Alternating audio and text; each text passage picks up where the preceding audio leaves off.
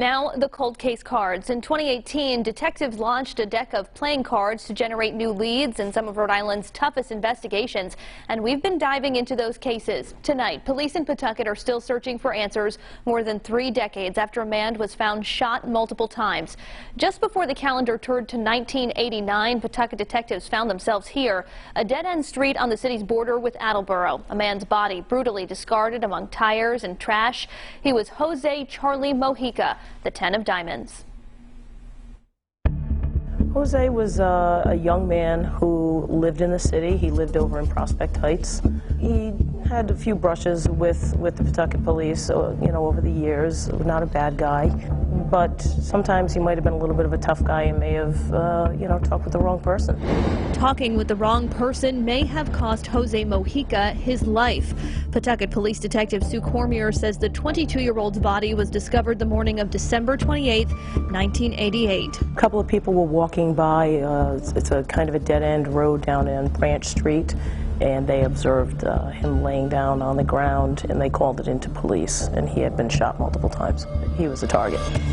Newspaper reports at the time said police believed the killing was connected to drugs. Investigators telling the Providence Journal they interviewed more than a dozen people, but were unable to hone in on any suspects. There are some persons of interest then and now that will still be looked into further, a little further investigation, and some witnesses that we'd like to speak with.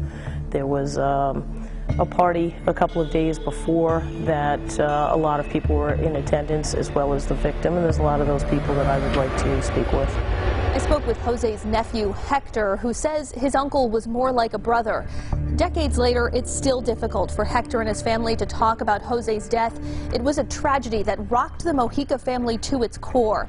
Hector didn't want to go on camera, but tells me his uncle was likable and had a lot of heart. But he also dabbled in things he shouldn't have, like drugs.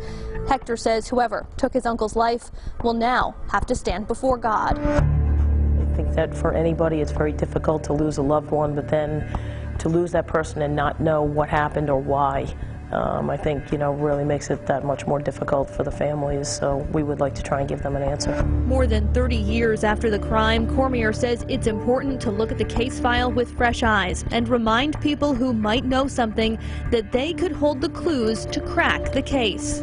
Back then they might have been afraid to come forward for whatever reason, fear of retaliation, what have you, and as time has passed, when they realize that we have not forgotten, the families haven't forgotten, the police haven't forgotten, it's still important to us to get the answers.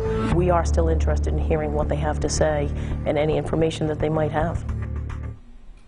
Do you know who killed Jose Mojica? Call 1-877-RI-SOLVE.